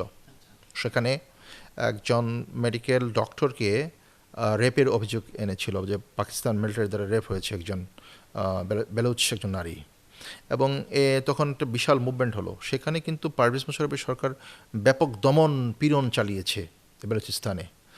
ওদিকে খান গাফফার খান নামে একজন ইমানসিপেশন লিডার ছিলেন, ভারতীয় স্বাধীনতা আন্দোলনে তার অবদান ছিল, এবং ওই বেলুচিস্তান পাকিস্তান মুভমেন্টের সাথে তার জড়িত ছিল। এনাদেরকে কিন্তু চরমভাবে নির্যাতন করে, এবং আপনি দেখবেন যে যখন কোনো রাজনৈতিক সংগ্রামের লিডারদেরকে জেনোসাইডের মুখোমুখি হতে হয় বা হত্যার শিকার হতে হয়, গুমের শিকার হতে হয়, ইন দ্য টাইম এটা তাদের ফলোয়ার্সদের জন্য ব্যাপক পরিমাণে আপনার ইন্সপায়ার্ড করে তাদের জীবন স্যাক্রিফাইস করার জন্য। এবং তখন এগুলো তো ধরেন দর্শন এবং পলিটিক্যাল ফিলোসফি, এগুলো এই পলিটিক্যাল ফিলোসফিগুলো খুবই সিগনিফিক্যান্ট। ধরুন একটা দেশের জন্য যখন একটা জাতি রক্ত দেওয়া শিখবে, তখন ওই জাতিকে টেকেল দেওয়া ভেরি টাফ এবং ডিফিকাল্ট। যদি বেলুচিস্তানে এখন জেনোসাইডিক্যাল কোনো কিছু করে Pakistan central government, in the time it will be problem. ধরুন আজকেই প্রবলেম হবে না, 10 বছর 15 বছর পড়বে, আমার পূর্বপুরুষরা রক্ত দিয়েছে, এরা জেনারেশনকে ব্যাপকভাবে ভোগায়। এবং ওই রিজিয়নটা খুবই আপনার যেহেতু এথনিক পিপুলগুলো থাকে ওখানে, এথনিক আইডেন্টিটিয়াল পিপল, ওইখানকার মানুষগুলো খুবই ধরুন পাহাড় পর্বত বেষ্টিত অঞ্চল, তো তারা একটু ওয়ারিয়র্স টাইপের, তারা শক্তি টাইপের হয় আর কি, এবং ট্রাইবাল একটা ফিলিংস তাদের ভিতরে থাকে। এবং ট্রাইবাল ফিলিংস যখন কোনো জাতির মধ্যে থাকে, ওই জাতিটা আপনার খুব ইউনাইটেড থাকে। এবং এই ইউনাইটেড জাতিগুলোকে আপনার হলো যে এর উপর যখন রাষ্ট্রযন্ত্র নিপীড়ন চালায়, হত্যা চালায়, তখন কিন্তু তারা এক পর্যায়ে গিয়ে একেবারে স্বাধীন হয়ে যায়। যেমন আপনি দেখবেন কসোভোর কেস, কসোভো তো কিন্তু এই সেম কেস হয়েছে। কসোভো ছোট্ট একটা পূর্ব ইউরোপের রাষ্ট্র, মুসলিম রাষ্ট্র, এখানে সার্বিয়ানরা ব্যাপক পরিমাণে গণহত্যা চালিয়েছে এই কসোভোতে। ও সার্বিয়ানদের একটা লিডার ছিলেন, তার নাম হচ্ছে স্লোবোদান মিলোসেভিচ, ও তাকে বলকান বুচার বলা হয়। তিনি এক রাতে 30,000 মানুষকে জেনোসাইড করেছিলেন। বাট 30,000 লোক নিহত হয়েছেন for the sake of their homeland, এবং আলটিমেটলি কিন্তু কসোভো 2005 সালে স্বাধীনতা অর্জন করেছে। এবং এগুলো ধরুন বড় রাষ্ট্রগুলোর জন্য এই ম্যানেজমেন্ট সিস্টেমটা গণহত্যার দিকে যাওয়া উচিত না। পাকিস্তান যদি গণহত্যার দিকে যায়, দমন নিপীড়নের দিকে যায়, yes, political dialogue very important for the sovereignty of Pakistan. এখন পলিটিক্যাল ডায়ালগ দিয়ে যদি এই ম্যানেজমেন্টটা সুন্দর হয়, ইন দ্যাট টাইম পাকিস্তান টিকে যাবে। আর পলিটিক্যাল ডায়ালগ যদি ফেলিওর করে, ইন দ্যাট টাইম প্রবলেম। যেমন আমাদের মুক্তিযুদ্ধের সময় তারা পলিটিক্যাল ডায়ালগ চালিয়েছে, কিন্তু মাথায় ছিল অন্য কিছু, মাথায় ছিল মিলিটারি এক্সপেডিশন হবে, মিলিটারি অভিযান হবে। মিলিটারি অভিযান তুমি কার বিরুদ্ধে করবা? ইনোসেন্ট পিপুলদের বিরুদ্ধে যারাই মিলিটারি অ্যাটাক করেছে, তারা আপনার আলটিমেটলি তারা পড়ে গেছে, পতন হয়েছে। এবং সেই মিলিটারি এক্সপেডিশন যদি সেখানে করে, in the time it will be threat for Pakistan সভরেনিটি। পাকিস্তানে কিন্তু একটা পরিসংখ্যানে দেখছিলাম যে এই চলতি বছরের শুরু থেকে এই জুলাই পর্যন্ত বেলুচিস্তানের যে স্থানীয় যে পরিসংখ্যানগুলো, তারা বলছে প্রায় 250-র বেশি মানুষ তারা অলরেডি মেরে ফেলছে, এবং গুমের সংখ্যা প্রায় 5 শতাধিক। আর তারা গত বছরের একটা পরিসংখ্যান দিল, সেখানে দেখলাম 550-র মতো, 350-র মতো নিহত, এবং 8 শতাধিক আপনার গুম। সুতরাং তারা কিন্তু নিশ্চয়ই এই তলে তলে এই কাজগুলো করছে, যেটা আমরা 1971-এও দেখছি। স্যার, এরপরে আসলে জানতে চাইব বেলুচিস্তানের যে গভীর যে সমুদ্র বন্দরটা, ওদের যে গদর সমুদ্র বন্দর, এবং চীন পাকিস্তান যে করিডোরটা, এই করিডোরটা এই বেলুচ সংকটকে কিভাবে প্রভাবিত করবে বলে আপনার কাছে মনে হয়? নিশ্চয়ই এই আপনার সমুদ্র বন্দর এবং করিডোরটা, এটা জিও স্ট্র্যাটেজিক্যালভাবে খুব গুরুত্বপূর্ণ বেলুচিস্তানের জন্য, সিগনিফিক্যান্ট ইন কেস, বিকজ সমুদ্র বন্দরে আপনার হলো যে $1 বিলিয়ন বাণিজ্য আছে। পাকিস্তানের তেলটা এই দিক দিয়ে ঢোকে, এবং ধরেন এর সাথে কানেক্টিভিটি, যেহেতু আরব সাগরের কানেক্টিভিটি হলো আপনার আরব সাগরের পাশে হচ্ছে পার্সিয়ান গালফ স্টেট, পার্সিয়ান যেখান থেকে তেলটা আপনার পৃথিবীর বিভিন্ন জায়গায় যাচ্ছে, এটা একটা গেটওয়ে ইন্টারন্যাশনাল ট্রেড অ্যান্ড কমার্সের জন্য। সুতরাং এটা বেলুচিস্তানের পার্ট। বেলুচিস্তানিরা মনে করে যে আমাদের বন্দর, আমরা এখান থেকে বেনিফিট কম পাচ্ছি, এবং আমাদের এই অর্থনীতির এক্সপ্লয়টেশন হচ্ছে। এক্সপ্লয়টেশন কারা করছে? পাকিস্তান সেন্ট্রাল গভর্নমেন্ট করছে। তো এই দাবিটা কিন্তু আপনার ওদের স্বাধীনতার জন্য একটা অনুঘটক। মানে তারা মনে করে যে পাকিস্তানের প্রধান বন্দর যদি এটা হয়, পাকিস্তানের সবচেয়ে রিচ রিজিয়ন যদি এটা হয়, পাকিস্তানের যদি প্রাকৃতিক সম্পদে পরিপূর্ণ একটা প্রভিন্স যদি এটা হয়, তাহলে এখানকার মানুষদের ইম্পোভারিশমেন্ট কেন থাকবে, দারিদ্রতা কেন থাকবে, এখানের মানুষগুলো রাষ্ট্র থেকে সবসময় এক্সপ্লয়েটেড কেন হবে? এই পারসেপশন কিন্তু খুব সিগনিফিক্যান্ট। এবং পাকিস্তানকে এই পারসেপশনের মধ্যে নোটিফাই করতে হবে যে তাদের পিপুলস ডিমান্ডটাকে কিন্তু দেখতে হবে। পিপুলস ডিমান্ডটা যদি পাকিস্তান বুঝতে পারে ইন দ্য টাইম, পাকিস্তানের জন্য এই মুভমেন্টটাকে টেকেল দেওয়া খুব সহজ হবে। আর যদি পিপুলস পারসেপশনটা না বুঝে আপনার হলো যে অত্যাচার নিপূরণটার মাত্রাটা বাড়িয়ে দেয়, তাহলে পাকিস্তানের জন্য এটা থ্রেট। বিকজ পাকিস্তানকে হিসাব করতে হবে যে পাশেই ভারত আছে, এবং পাকিস্তান আরেকবার ভেঙে যাক, এটা সবচেয়ে বড় বেনিফিশিয়ারি হবে ইন্ডিয়া। পাকিস্তান যদি ভেঙে যায়, সাউথ এশিয়াতে একটা ইমব্যালেন্স পাওয়ার স্ট্রাকচার তৈরি হবে। কারণ একটা গ্রেট পাকিস্তান, বড় পাকিস্তান, এটা ইন্ডিয়ার জন্য থ্রেট। বিকজ অফ ইন্ডিয়া সবসময় পাকিস্তানকে রিকগনাইজ করতে হয়। আর ইন্ডিয়ার পূর্ব সীমান্তে চায়না, পশ্চিম সীমান্তে পাকিস্তান, দুইটা গ্রেট পাওয়ারকে ইন্ডিয়া টেকেল দিতে হচ্ছে। এখন গ্রেট পাওয়ার টেকেলদের মধ্যে যদি ধরেন পাকিস্তান যদি একটা পোরশন হারিয়ে ফেলে, এটা পাকিস্তান লুজার। এবং সেটা যদি হয় এত বড় একটা পোর্শন, মানে 44% আয়তনের একটা জায়গা, তার মানে তো পাকিস্তান প্রায় নাই, অর্ধেকই নাই। আচ্ছা, এই চীন, এই সংকটে চীন কোথায় দাঁড়িয়ে আছে বলে আপনার মনে হয়, এবং তাদের বিনিয়োগ ও কৌশলগত স্বার্থ কী হতে পারে এখানে? চায়না সাউথ এশিয়াতে তার ইকোনমিক জোনটাকে শক্তিশালী করতে চায়।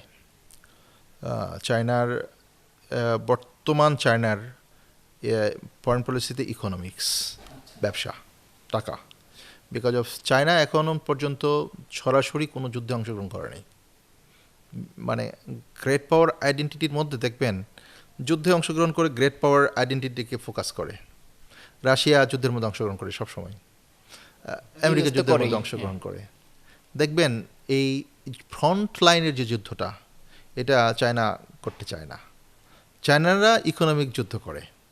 তারা মনে করে যে ইকোনমিক আপনার এটা ইন্ডিপেন্ডেন্স বা ইকোনমিক সলভেন্সি, এটা একটা কান্ট্রির জন্য মারাত্মক, এবং একসময় গিয়ে ইকোনমি দিয়েই সমস্ত পৃথিবী তারা কন্ট্রোল করতে চাবে।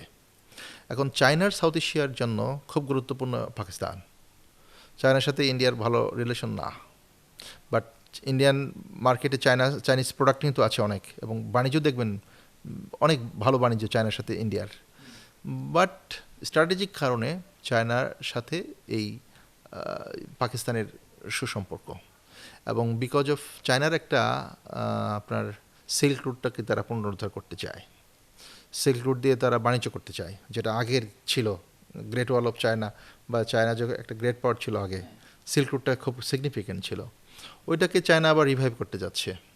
এবং আপনি দেখবেন যে আফগানিস্তানে তালেবান সরকার প্রতিষ্ঠিত হয়েছে, এবং এই তালেবান সরকারের সাথে চাইনিজ গভর্নমেন্টের গুড রিলেশন। হ্যাঁ, good relation in a sense, আমরা রিসেন্টলি আমাদের একটা পেপার আমরা পাবলিশ করেছি মালয়েশিয়া থেকে।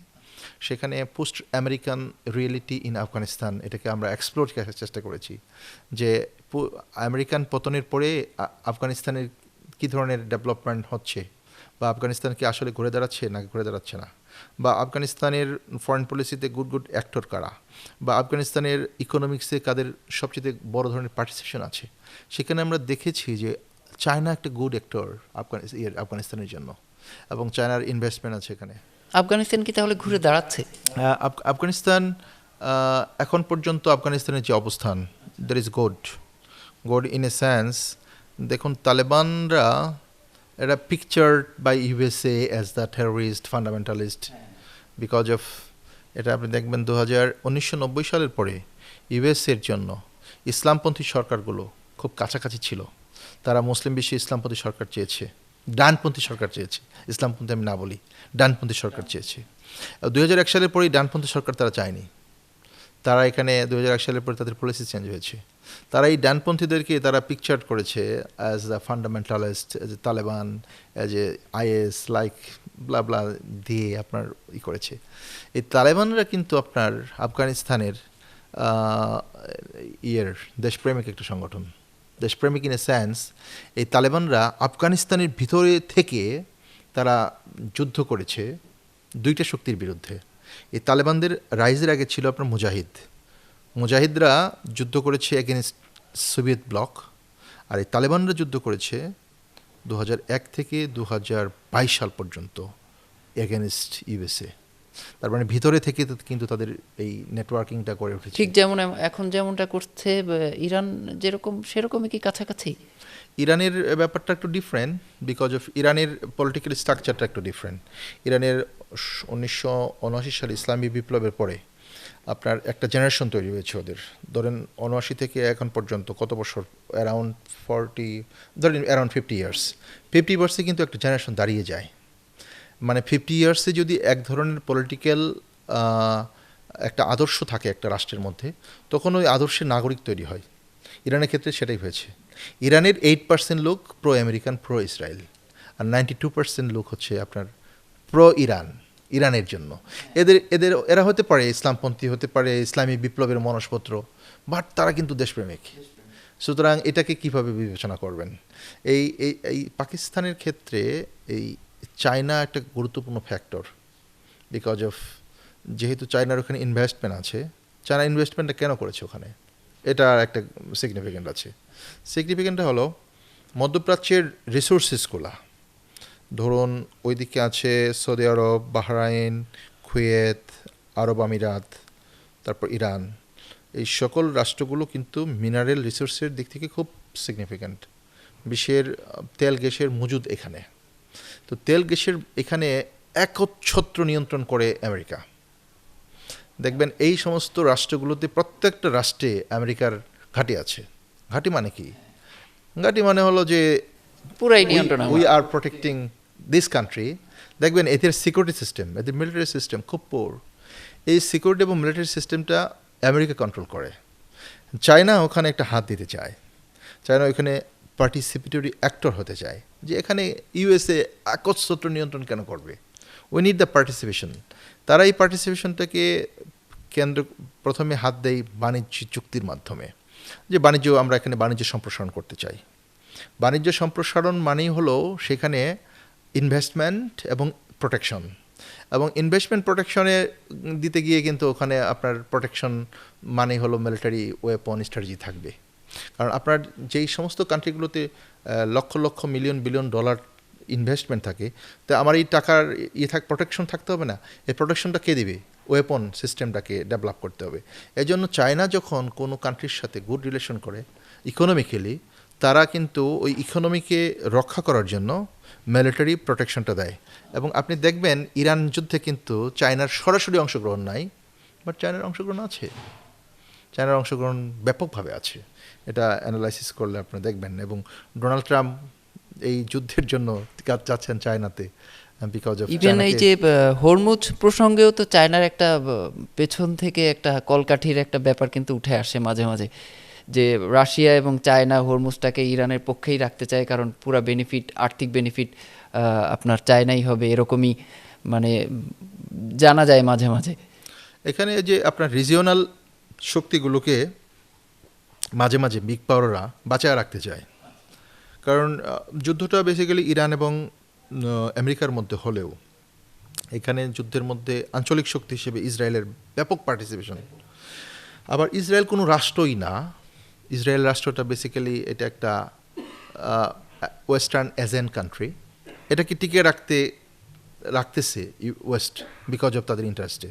মধ্যপ্রাচ্যের তেল সম্পদ তাদের দরকার, ইসরায়েল রাষ্ট্রটা এটা থাকে এখানে। এবং আপনি দেখবেন যে এই আফগানিস্তান, ইরান এবং পাকিস্তান, এই তিনটা কান্ট্রির সাথে আপনার আলটিমেটলি চায়না আরও গুড রিলেশন তৈরি করবে ভবিষ্যতে, চায়নার নিজস্ব ইকোনমিক ইন্টারেস্টে। সুতরাং এই যে আপনার মুভমেন্ট, এই মুভমেন্টগুলোর মধ্যে চায়নার আই থিঙ্ক মূল ধারার শক্তি পাকিস্তান সেন্ট্রাল গভর্নমেন্টের সাথে চায়নার ডিলিংসটা হবে, নট এই বিচ্ছিন্নতাবাদীদের সাথে। আচ্ছা স্যার, তাহলে ইরান এবং আফগানিস্তানের জনগোষ্ঠী এই বেলুচকে কিভাবে দেখে? ইরান এবং আফগানিস্তানের মানুষ এই যে বেলুচিস্তানের এই গোষ্ঠীটাকে কিভাবে দেখে? ধরুন আমরা তো বাঙালি, পশ্চিমবঙ্গের বাঙালি আছে। পশ্চিমবাংলায় যদি বাঙালিদের উপর এক ধরনের জুলুম, অত্যাচার, নির্যাতন হয়, আমরা কিন্তু খুব সেন্সিটিভ হই। হ্যাঁ, তা তো, বিকজ তারা আমাদের ভাই হতে পারে, তারা হিন্দু হতে পারে, অন্য ধর্মের, বাট বাঙালি তো। আপনার পাঞ্জাবের মানুষগুলো যদি আঘাতপ্রাপ্ত হয়, আমরা ততটা আটকে উঠি না, বিকজ অফ তাদের রেসিয়াল আইডেন্টিটি আলাদা। এখানে রেস বলে একটা কথা, এবং রেসিয়াল আইডেন্টিটিটা এতটা শক্তিশালী একটা আইডেন্টিটি, এটা যেখানেই থাক না কেন তাদের কালচার, ভাষা সবগুলোর এক ধরনের আছে, মানে ইউনিটি আছে, ইউনিফর্মিটি আছে। এবং যারা আফগানিস্তান এবং ইরানে আছেন যে মানুষগুলো, তারা কিন্তু বেলুচ, এবং তাদের সাথে তাদের পূর্বপুরুষদের লিঙ্কেজ আছে, রেস এবং তাদের খাদ্যাভ্যাস সব কিছুই। হ্যাঁ, আধুনিক রাষ্ট্র সিস্টেমের মধ্যে আপনার এরা আলাদা হয়েছে, বাট তাদের ফিলিংসটা কিন্তু ডিফারেন্ট। আমি একটা কেস পেয়েছিলাম যখন পিএইচডি করি। আমাদের এক ফ্রেন্ড, তারা মূলত তাজাকিস্তানের। তো তাজাকিস্তানে সোভিয়েত বিরোধী ব্যাপক মুভমেন্ট হচ্ছে, সোভিয়েত সরকার এদের উপর ব্যাপক স্টিমরোল চালিয়েছে তখন তার দাদারা। তো ওনার দাদারা এই আপনার সোভিয়েত অ্যাটাক থেকে বাঁচার জন্য আফগানিস্তানে আসে। দে আর মুসলিম, আফগানিস্তানে আশ্রয় নিয়েছে। বাট যখন আফগানিস্তান অ্যাটাক হলো, ইউএস অ্যাটাক, সোভিয়েত অ্যাটাক হলো, তখন সোভিয়েত অ্যাটাকের সময় তারা পাকিস্তানে আসলেন। আচ্ছা, যখন আবার তালেবানদের সাথে তালেবানদের কনফ্লিক্ট হচ্ছে, তখন তারা গেলেন সৌদি আরবে। মানে এই যে ডিসকোর্সেস অফ হিউম্যান রেসের যে যুদ্ধ হওয়ার সাথে সাথে হিউম্যান মাইগ্রেশনটা হচ্ছে, এই মাইগ্রেশনটা কিন্তু মানুষকে অনেক বেশি কাঁদায়। ওরা হতে পারে ধরেন এখন তারা আছে তার্কিতে বা জার্মানিতে, বাট তারা কিন্তু খোঁজে আমার পূর্বপুরুষরা কোথায় ছিল, তাজাকিস্তানে ছিলেন। এই তিনটা রাষ্ট্রের মধ্যে আছেন জনগোষ্ঠী, বাট তারা মূলত এক, রুট এক, ফিলিংস এক, খাদ্যাভ্যাস এক। বাট জাতীয়তাবাদের প্রশ্নে পাকিস্তানি বেলুচরা পাকিস্তানকে বিলং করে, ইরানিয়ান বেলুচরা ইরানকে বিলং করে, আফগানিস্তানি বেলুচরা আফগানিস্তানকে বিলং করে। আচ্ছা, বাংলাদেশের স্বাধীনতার সাথে এই বেলুচদের এই আন্দোলনের সম্পর্ক করা কতটা যৌক্তিক? মানে এই আন্দোলনের পার্সপেক্টিভে এটা কতটা যৌক্তিক এবং কোথায় মিল আছে, কোথাও অমিল আছে কিনা, আপনি কিভাবে এটাকে ব্যাখ্যা করতে চান? বাংলাদেশের স্বাধীনতা সংগ্রামটা তো বেসিক্যালি শুরু হয়েছিল ভাষা আন্দোলনকে কেন্দ্র করে। আপনার এই বাঙালি জাতীয়তাবাদ যেটা, সেটা মূলত ভাষাকে কেন্দ্র করে, ল্যাঙ্গুয়েজকে কেন্দ্র করে আপনার ফোকাসড হয়েছিল। এবং সেখানে আপনার two nation two economy, Rehman Sobhan professor, ওনারা করেছেন, দিয়েছিলেন। এবং পরবর্তীতে কিন্তু বাংলাদেশের স্বাধীনতা সংগ্রাম শুধু 71 সালকে বিবেচনা করলে হবে না, আপনার কন্টিনিউয়াসলি কিন্তু এটা হয়েছে। মানে রাজনৈতিক সরকার এখানে আপনার ধরুন 46 সালে যুক্তফ্রন্ট নির্বাচন, সেখানে যুক্তফ্রন্টের লিডারদের এক ধরনের নেগেটিভ অ্যাপ্রোচ ছিল পাকিস্তানের প্রতি, বিকজ অফ পাকিস্তান এই যুক্তফ্রন্ট সরকারকে রিকগনাইজ করে নেই। এবং প্রথম থেকেই পাকিস্তান আপনার আমাদের প্রশ্নে এক ধরনের নেগেটিভ অ্যাপ্রোচ ছিল ওদের মধ্যে, যেটা আমাদের এই জাতীয়তাবাদকে উস্কে দিয়েছে, বাঙালি জাতীয়তাবাদ। আমাদের এই মানুষগুলো কিন্তু 47 সালে মুসলিম জাতীয়তাবাদকে বিলং করে পাকিস্তান চেয়েছিল। ওই লিডাররাই, সেম লিডাররাই আপনার 52 সালের পরে, 47-এর পরে গিয়ে কিন্তু বাঙালি জাতীয়তাবাদ দিয়েছে। এবং তারা পাকিস্তান রাজনীতিতে অংশগ্রহণ করতে দেখেছে যে না, উই আর ইনফেরিয়র, আমরা সেকেন্ড ক্লাস সিটিজেন, আমরা ফার্স্ট ক্লাস সিটিজেন না পাকিস্তানের। পাকিস্তান বেসিক্যালি ওই জায়গাতেই ভুল করেছে, যে রিকগনাইজ করে নাই। রাষ্ট্রভাষা কেন আপনার হলো যে বাংলা হতে পারবে না, উর্দু কেন হবে? সেই বিষয়টা কিন্তু আপনার বেলুচিস্তানেও কিন্তু আছে, ওদের নিজস্ব ভাষা আছে, কিন্তু ওদের কিন্তু উর্দু চাপিয়ে দেওয়া হয়। বেলুচিস্তানে বেলুচ ভাষা এবং সংস্কৃতি ঐতিহ্য এটা কিন্তু নিজস্ব কিন্তু সংস্কৃতি খুব রিচ, হ্যাঁ, খুবই রিচ। পাকিস্তান যেটা আমাদের সাথে করেছিল, আমাদের ভাষা সংস্কৃতির উপর এক ধরনের আগ্রাসন করেছিল, ওইটা মনে হয় বেলুচিস্তানে তারা করেনি, because of learning from east Pakistan. তারা পূর্ব বাংলা থেকে লার্নিংটা নিয়েছে, যে ওখানে আমরা যেটা ভুল করেছি সেটা যদি আবার আরেকটা প্রদেশে ভুল করি, ইন দ্যাট টাইম এই প্রদেশটাও যাবে। অর্থনীতির দিক দিয়ে যদি বলেন, আরেকটা জিনিস ছিল আমাদের পূর্ব বাংলা, বর্তমান বাংলাদেশের সাথে পাকিস্তানের দূরত্বটা কিন্তু অনেক বেশি, জিওগ্রাফিক্যাল দূরত্ব। এবং দেখবেন যে জাতিসত্তার মধ্যে আমাদের কালচার, ওদের কালচার ব্যাপক ডিফারেন্ট। আমাদের খাদ্যাভ্যাস, আমাদের পোশাক, আমাদের ধর্মীয় সংস্কৃতি, আমাদের বাঙালির যে ঐতিহ্য, কালচার, এগুলোর সাথে পাকিস্তানের কোনো মিল নাই। একটাই মিল ছিল, আমরা মুসলিম, তারা মুসলিম, এই মিলটা ছিল। বাট মুসলিম হওয়ার পরেও ইসলামী ঐতিহ্য, কালচার, সংস্কৃতির মধ্যে আমাদের সাথে ওদের অনেক ডিফারেন্স আছে। তো এইটা একটা ফ্যাক্টর ছিল, অত দূর থেকে সে এটাকে কন্ট্রোল করা ভেরি টাফ। বাট ওইটা আবার ডিফারেন্ট বিকজ অফ একই রিজিয়ন, একই অঞ্চল, পাকিস্তানের তো ধরেন অনেকগুলা প্রদেশ, অনেকগুলা নেশন বাস করে এবং তাদের কালচার, তাদের সংস্কৃতি আলাদা, ডিফারেন্ট। ভারতেও তাই। ভারতে দেখবেন যে ভারতের এক একটা প্রদেশের এক এক ধরনের কালচার, এক এক ধরনের সংস্কৃতি, এক এক ভাষাও ভাষাও। এবং ভারতের মেজরিটি হিন্দু পিপল, এবং ভারতের মানুষগুলোর মধ্যে জাতীয়তাবাদটা আমি একটু দেখেছি ডিফারেন্ট। ওরা একটু দেশটাকে বেশি ভালোবাসতে চায়। হ্যাঁ, সেই এটা সিগনিফিক্যান্ট।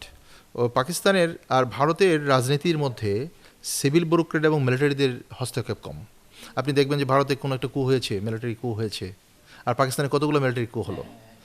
এই মিলিটারি কুগুলো মানে ধরেন সুষম রাজনৈতিক বিকাশ যদি রাষ্ট্রের মধ্যে না হয়, ওই রাষ্ট্রগুলো বারবার ফেল করে। মানে মানুষকে রাজনৈতিক মুক্তি দিতে হবে। মানুষকে যদি রাজনৈতিক মুক্তি যদি মানুষ না পায়, তাহলে মানুষ সবসময় ওই রাষ্ট্র দাঁড়ায় না, আসলে ঘুরে দাঁড়ায় না।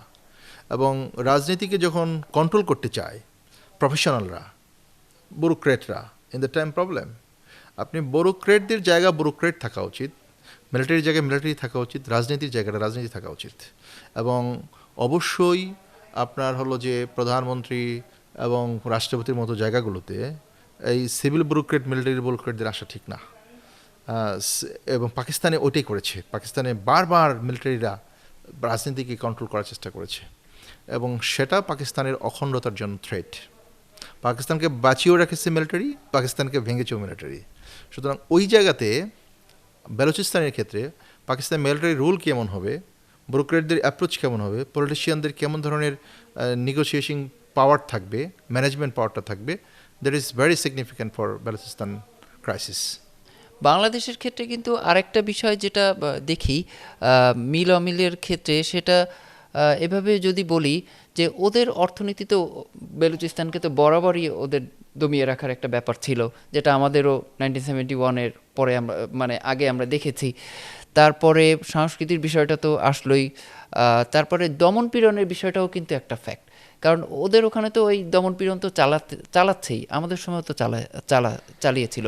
তো সুতরাং ওই ক্ষেত্রে কি মিল খোঁজার কোনো অবকাশ আছে? না, কিছু কিছু জায়গায় তো ধরেন পৃথিবীর ইতিহাসে সবগুলো জাতীয়তাবাদী আন্দোলন এবং মুক্তি সংগ্রামের যে আন্দোলনগুলো আছে, এই আন্দোলনগুলোর মধ্যে অনেক সিমিলারিটি আছে। মানুষ কেন মুক্তি পেতে চায়, মানুষ কেন স্বাধীনতা চায়, এটা দেখবেন এর সাথে অর্থনৈতিক শোষণ, রাজনৈতিক নিপীড়ন, হত্যা, নির্যাতন, এগুলো এক একটার সাথে এক একটা ইন্টারকানেক্টেড। এবং এগুলোর সমন্বিত প্রচেষ্টার মাধ্যমে আপনার হলো যে স্বাধীন হয় রাষ্ট্রগুলো।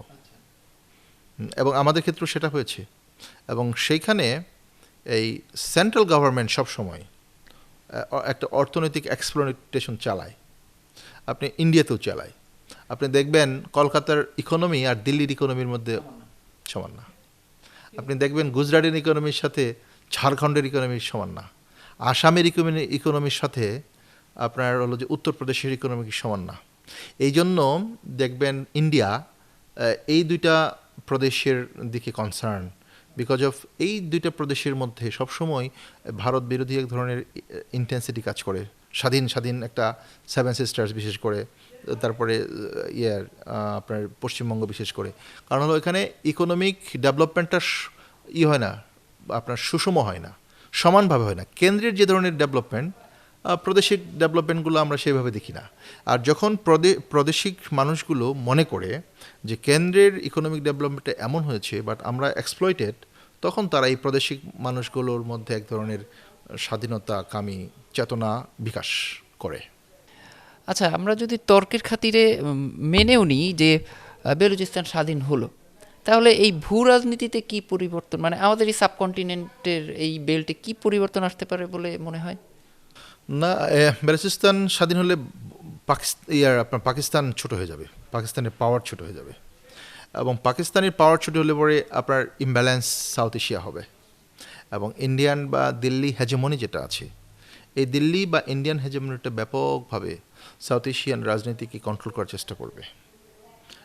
ধরুন দুইটা রাষ্ট্রের মধ্যে এখন চেক অ্যান্ড ব্যালেন্স আছে, পাকিস্তান ইন্ডিয়া। যদি একটা রাষ্ট্র খুব বেশি পাওয়ারফুল হয়ে যায়, in the time south Asian অন্যান্য যে কান্ট্রিগুলো আছে, ছোটো ছোটো রাষ্ট্রগুলো, শ্রীলঙ্কা বলুন, বাংলাদেশ বলুন, মালদ্বীপ বলুন, ভুটান বলুন, নেপাল বলুন, সবগুলো ছোট রাষ্ট্র।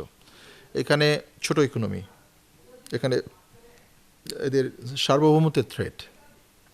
আমাদের মতো ছোট রাষ্ট্রগুলোতে আপনার হলো যে মিলিটারিদের, আমরা মিলিটারি দিক থেকে অনেক ওয়েপন নাই, আমাদের শক্তিশালী না, আমরা ইকোনমি অতটা শক্তিশালী না।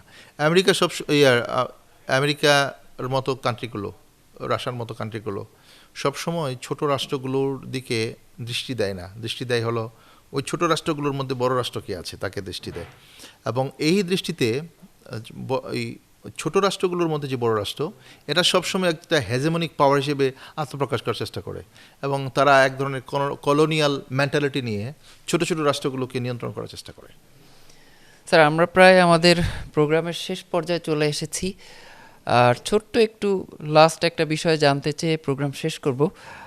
আগামী 5 থেকে 10 বছরের মধ্যে এই সিনারিওটা ধরে সম্ভাব্য 3টা কি 4টা আপনার পারসেপশন যদি বলতেন। ধরুন, ভারতের রাজনীতি যদি সুন্দর হয়, ভারত কিন্তু একটা সেকুলার কান্ট্রি এবং কংগ্রেস একটা সেকুলার পলিটিক্যাল পার্টি, এবং ভারতের আমরা এই গত 3টা টেনিউরে যেটা দেখেছি সেটা আনএক্সপেক্টেড। এটা ইন্ডিয়ান স্কলাররাও এটা বিলিভ করতে চায় না, কারণ হলো ভারত দেখেন একটা ধর্মান্ধ রাষ্ট্রের দিকে যাচ্ছে। ভারতের বন্ধুত্বপূর্ণ সম্পর্কগুলো ছিল প্রতিবেশীর সাথে, এটা ভারতের নাই। ভারতের রাজনীতির চেঞ্জ যদি আসে, কংগ্রেস যদি ধরেন রাষ্ট্র ক্ষমতায় আসে, ইন দ্যাট টাইম ভারতের সাথে সাউথ এশিয়ান অন্যান্য কান্ট্রিগুলোর সুসম্পর্ক আবার বিল্ড আপ হবে। দেখুন, আমাদের সাউথ এশিয়াতে চমৎকার একটা কনসেপ্ট সার্ক আছে। এই সার্কটা যদি আমরা ডেভেলপ করতে পারতাম, কানেক্টিভিটিটা যদি ভালো হতো আমাদের সাউথ এশিয়াতে। আমাদের অন্তর্বর্তীকালীন সরকার এসে কিন্তু এটার উপরে খুব মানে জোর দেওয়ার চেষ্টা করেছিলেন, আমরা দেখেছি সে সময়। সার্ক তো বেসিক্যালি প্রতিষ্ঠা করেছিলেন আমাদের শহীদ প্রেসিডেন্ট জিয়াউর রহমান, এবং তার তো একটা ভীষণ মিশন ছিল। এবং এই সার্কটা যদি ধরেন ইন্ডিয়া, পাকিস্তান এবং অন্যান্য কান্ট্রিগুলো যদি খুব অ্যাক্টিভ হয়ে এই সংগঠনটা যদি অ্যাক্টিভ করা যেত, আমাদের এই সাউথ এশিয়ান রিজিয়ন কিন্তু খুব ফার্টাইল ল্যান্ড। এখানে আপনার এত রিসোর্স আছে, এগ্রিকালচার রিসোর্স বলেন, অন্যান্য যে রিসোর্সগুলো আছে, আমাদের সি আছে, অসাম একটা রিজিয়ন। বাট এখানে আপনার হলো যে এই কান্ট্রিগুলোর মধ্যে এক ধরনের বৈরিতা তো আছেই, তারপরে এখানে ইন্ডিয়ান পাকিস্তান কনফ্লিক্ট আছে। সুতরাং এই কনফ্লিক্টগুলো যত কমে আসবে, সাউথ এশিয়ার জন্য ডেভেলপমেন্টটা তত হবে। এবং ভারত পাকিস্তানের বন্ধুত্বপূর্ণ সম্পর্ক এবং অন্যান্য রাষ্ট্রগুলোর সাথে তাদের পাওয়ার বিল্ড আপিং মেকিং সিস্টেমটা যদি খুব সুন্দর হয়, ধরুন ইমব্যালেন্স পাওয়ার স্ট্রাকচার না থাকলে পরে ওই রিজিয়নের জন্য ভালো। আমাদের এখানে ইমব্যালেন্স পাওয়ার স্ট্রাকচার মানে যদি ধরেন একক শক্তি হিসেবে কারো আত্মপ্রকাশ হয়, in the time threat for the small countries, এগুলো থ্রেট। স্মল কান্ট্রিজগুলোকে তারা কলোনিয়াল মেন্টালিটি নিয়ে আপনার এক্সপ্লয়েট করতে চায়। যখন এক্সপ্লয়েট হবে তখন ওই কান্ট্রিগুলোর ঘুরে দাঁড়াবে না, কারণ pro Indian government, pro Pakistan government, এই কনসেপ্টগুলো খুব খারাপ। কারণ ওই দেশের ইকোনমিক ডেভেলপমেন্টগুলো ইন্ডিপেন্ডেন্ট পররাষ্ট্রনীতি হয় না। এই জন্য সাউথ এশিয়ান এই রাষ্ট্রগুলোতে এক ধরনের চেক অ্যান্ড ব্যালেন্স, এক ধরনের পাওয়ার স্ট্রাকচারের মধ্যে এক ধরনের ব্যালেন্স যদি তৈরি হয়, in the time it is good for south Asia. Sir, আপনাকে অসংখ্য ধন্যবাদ আমাদের এই 71 পডকাস্টে এতটা সময় দেওয়ার জন্য, এবং আমাদের আমন্ত্রণে আপনি এখানে এসেছেন, এজন্য আপনার প্রতি আমরা বিশেষ করে কৃতজ্ঞ, এবং পার্সোনালি আমি কৃতজ্ঞ। আপনার কাছে অনেক কিছু জানতে পারলাম, হয়তোবা ভবিষ্যতে আবারও কিছু জানার আগ্রহ নিয়ে আপনার কাছে আসবো। আপনাকে আগাম আমন্ত্রণ জানিয়ে রাখলাম। আপনাকে অসংখ্য ধন্যবাদ আমাদের এখানে আসার জন্য। আপনাকে ধন্যবাদ, এবং 71 টিভির যারা আছেন তাদের সবাইকে ধন্যবাদ আমাকে আমন্ত্রণ জানানোর জন্য, এবং দর্শক শ্রোতাদেরকে অসংখ্য ধন্যবাদ। স্যার, আমরা প্রায় অনুষ্ঠানের শেষ পর্যায়ে চলে আসলাম। অনেক কিছু আলোচনা হলো, অনেক কিছু জানলাম, আশা করি অনেক কিছু জানাতেও পেরেছি।